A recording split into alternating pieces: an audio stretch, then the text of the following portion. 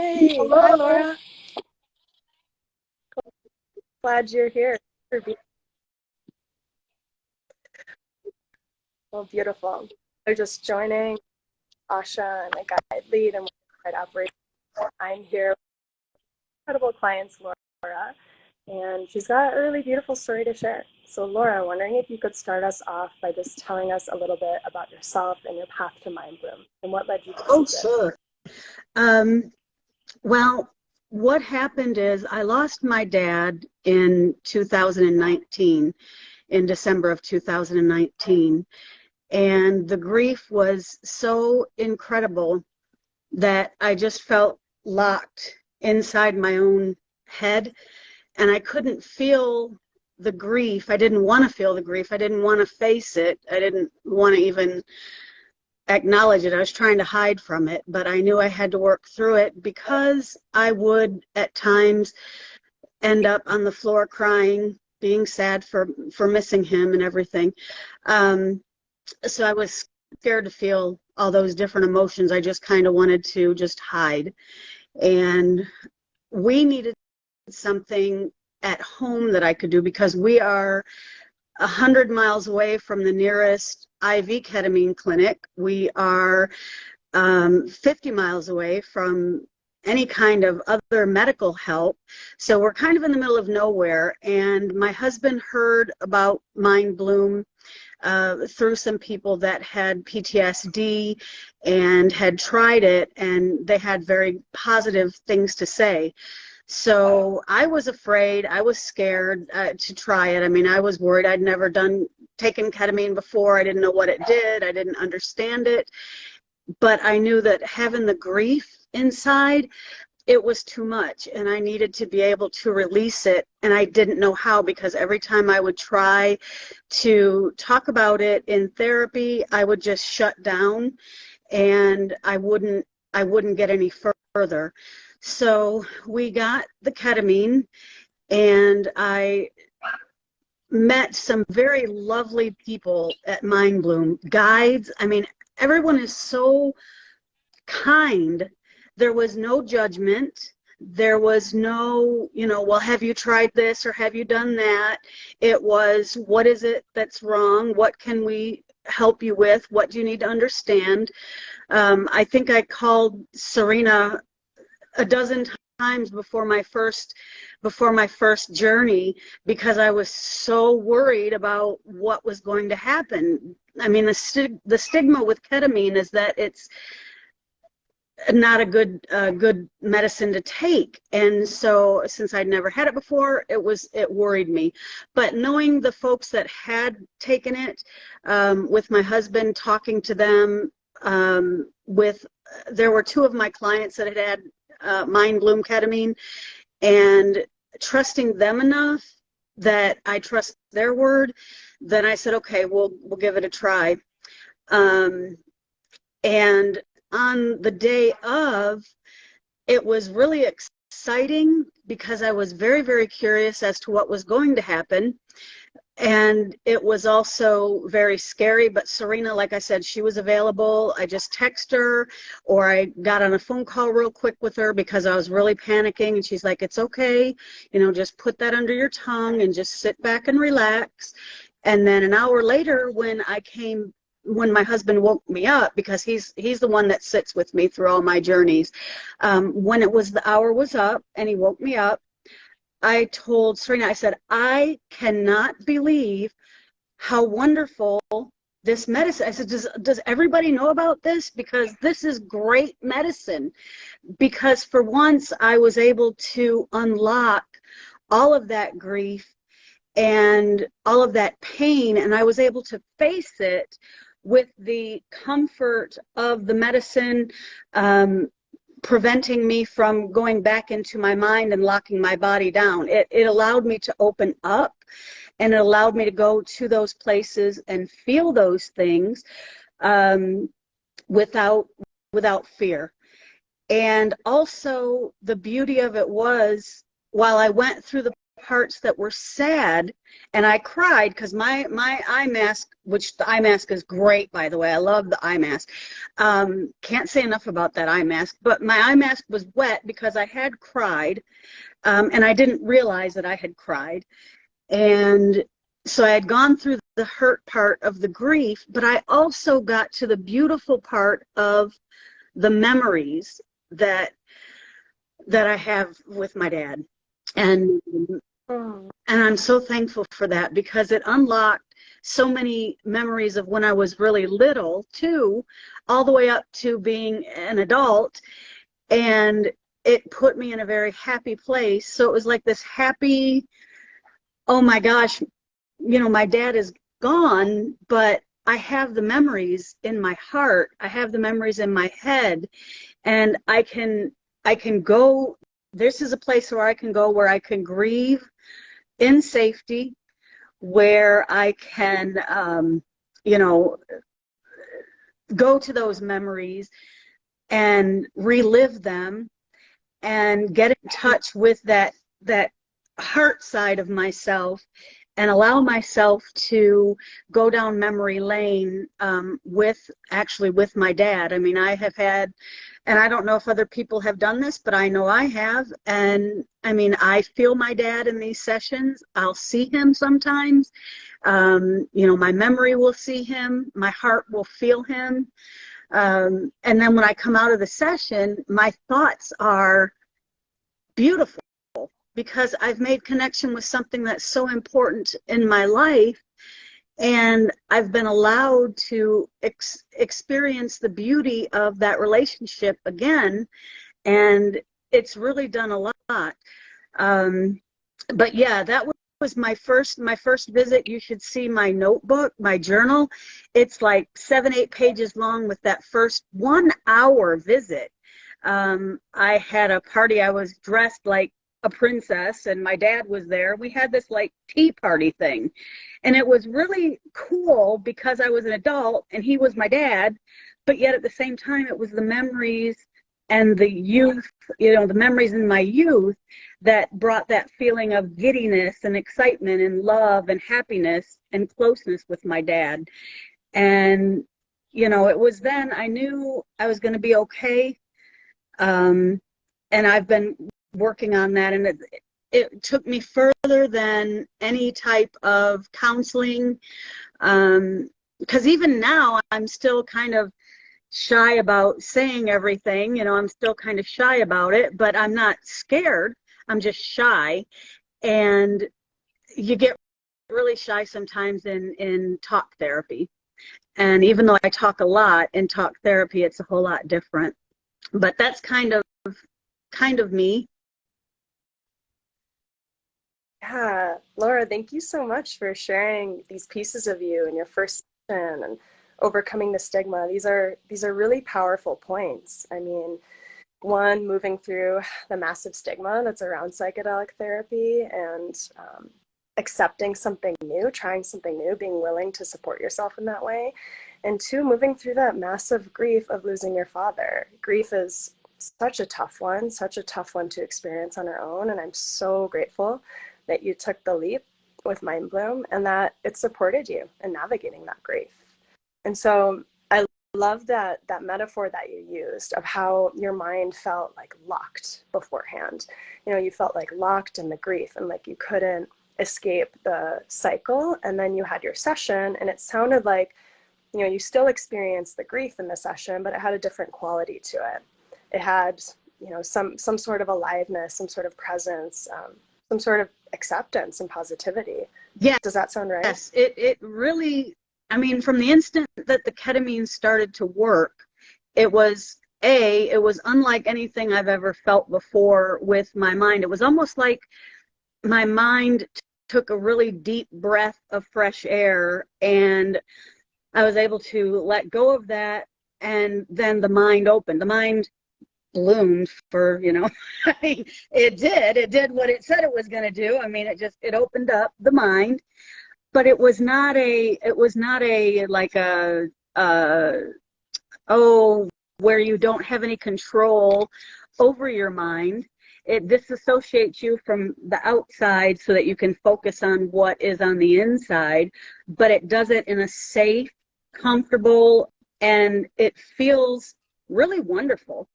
There was absolutely nothing to be afraid of.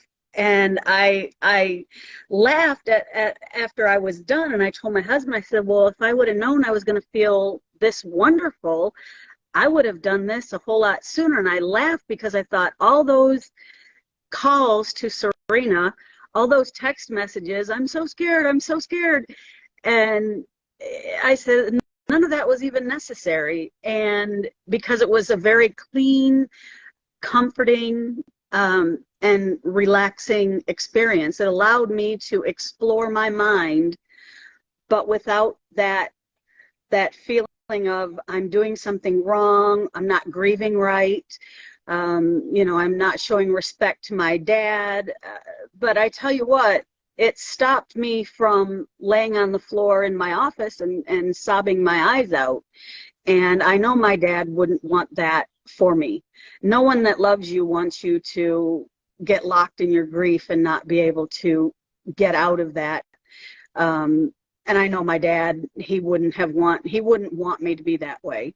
He wouldn't want anyone to be that way. And it was far more honoring to his memory that I find a way to grieve his loss, but to know that in my heart that I will see him again, and to make forward progress with my grief. Now, I've been with Mindbloom since 2020, and there have been other things that I have worked on now as well. I've worked through the grief. I can honestly say that I worked through that grief, and the grief, it still comes through. I mean, you're never going to be done grieving people that you love, but it's not paralyzing. It's not life, it's not like my life had to stop. And like I said, I'm honoring my dad by continuing to thrive and continuing to live and work hard and do my practice. And he would be very, very proud of that.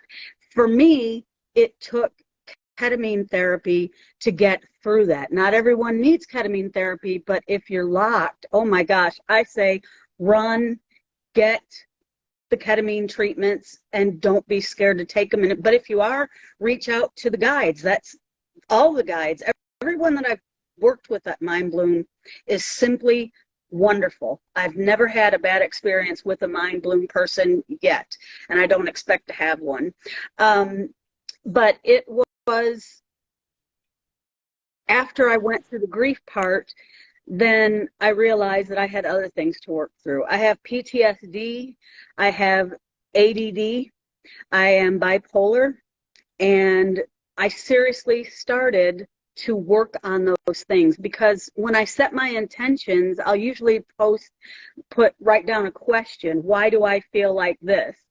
And then you remember that subconsciously, and then your journey, my journey took me to these different places, like the places feeling ashamed of having mental illness. No matter how often people tell you, oh, mental illness is just like if you had diabetes and you should just take the medicine and don't feel bad. Still, personally, for me, I felt stigmatized. I felt less than, because I have this. It's not any fault of my own. It's not anybody's fault. So I started working on that in my journeys, in my sessions, and I have been able to get back to seeing a psychiatrist, a counselor, and being able to talk. I share my story with anybody who wants to know. I am not embarrassed or ashamed of being bipolar, of being ADD, of having depression. I'm not ashamed of that anymore. I'm not embarrassed by it. I'm not ashamed of that. And I'm certainly not embarrassed or ashamed of using ketamine treatment to help work through those issues. I can't say for how long I'll be needing ketamine, but I think the other thing too is I've had to use ketamine for a longer period of time, I think, than a lot of people. But that doesn't mean that it's not supposed to be that way, because for me it is that way. So if someone needs more than one session, one treatment of ketamine, go for it. I mean, I have my treatments, and like I said, I have been doing them since 2020, and it's really helping. I've made leaps and bounds with it. That's so amazing to hear. And you speak to something really important in that ketamine treatment is not a one-size-fits-all. And we don't know how many sessions it might take until one gets to that solid foundation or that solid place. And I like to think of it, I know we talked about this on another live, but healing is this non-linear, ever-evolving, forever journey, right? It doesn't just stop after one session or one package. And so I love that you speak to this, that it's been an ongoing support for you. And it's like that for a lot of people. It's not like that for everyone. And I also love how you speak to the acceptance of these diagnoses and what you experience on the day-to-day and kind of make friends with it.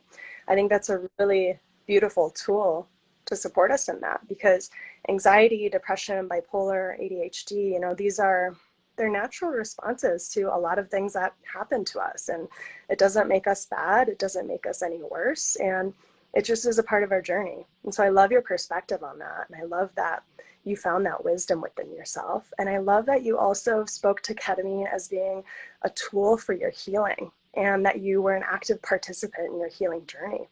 It sounds like you really, collaborated with the ketamine in the sense of you set your intentions, you went into the journey, you saw what was present in your mind, and then you were like, wow, okay, this is content I get to work with now. What do I get to choose? And you utilize that neuroplasticity with the ketamine to really choose a new way of being for yourself. Yes. And so, yeah, that leads me to my next curiosity for you. How would you say, and you've alluded to it, but how would you say you're different today versus before you started ketamine treatment? Well, I'm no longer ashamed of who I am, not what I am, of who I am, because it's not being who you are who you are, and I'm not ashamed of that. And I used to be ashamed of it, and when depression would hit or anxiety would hit, I would try to joke around, be the class clown, or be the person that went 100 miles out of the way for other people, just to try to find acceptance from the world. I was trying to find acceptance everywhere, and the one person that couldn't accept me was me. And now I can accept what I am. I can accept the illnesses that I do have, and I can explore those treatments and treatment options with confidence and with trust. When I get challenging emotions, I can face them and know that I'm safe. And that's even now without using ketamine. I can face those emotions in real time. It's not like I have to hang on to them for a couple weeks before my next session and then put it all into that session. I have actually been able to learn cognitive behavioral skills that help me to function day to day. And then following up with my ketamine treatments, it really sets that knowledge really nice and tight, and it's so comforting and secure to know that, if there is something that's a little bit sticky or a little bit difficult or whatever, that I can address it in my next ketamine session, and I am secure and confident with that. And I'd like to say that I'm old hat at ketamine. But you're right, it isn't a one-size-fits-all or a one-dose-fits-all or anything like that. And once I realized that I was unique not only in what I was experiencing outside of ketamine, then I realized I was unique in what I was experiencing with ketamine. And then those two parts, I was able to connect them together, and so they flow really, really well. I try to take as active be as active as I can in the Mindbloom community, and being an advocate for Mindbloom specifically and ketamine therapy generally, but specifically Mindbloom because not only is it good medicine, it's got, you can pretty much guarantee your delivery, you know when it's coming. You can meet the same guide, you can meet a different guide. If that one's not working out for you, you can meet another one. And I've met different guides, not because I don't like them, but because everybody takes time off, and so you get another guide, another person to talk to. And that's fine, because all of the guides have been fantastic, all of them. And so I don't even have any fear about, you know, oh, I got to talk to somebody new. It's like, no, it's kind of like being at Thanksgiving dinner with your family. You know, it's the same old people, everybody's there. So it's been good. But advocating for ketamine therapy has been huge now in my life, because I know what it's done for me, and I know what it can do, and it's not a scary thing for me anymore. It's a part of my life. It's like taking my other medications that I have to take, taking these meds. It's an adjunct therapy, so it goes hand in hand with what I'm already doing. My psychiatrist is happy with it. My regular doctor is happy with it. No one has a problem with it. And if someone did, I have doctors that would certainly tell me, because they're not, you know, tell you what you want to hear. They'll tell you what they want you to know. So I think when I sit back and think of all the ways that the ketamine has helped, I kind of get overwhelmed myself, and I could go and just pull things out of the sky, like, oh, you know, it's like this, and it's like this, and it's like that. So I get really excited, and I'll trip over my own tongue, my own words, because it is absolutely incredible. I've never done any kind of medicine like this in my life, and it's been a godsend for me. It's been a blessing for me. And I tell you what, sometimes in the middle of a journey, sometimes at the end of a journey, I express my gratitude, and sometimes I just take the deepest breath, and when I let it out, I'm like, I am so thankful for this medicine, you know, or this is good medicine. My husband was laughing a couple months ago when I was on Journey, and I just yelled out, I am thankful for this medicine. Everybody should know about this medicine. And he just laughed, because I'm very talkative. Even when I'm on ketamine, I'm very talkative. And he's like, yeah, he says, you said thank you again for the medicine, and everybody should know about ketamine.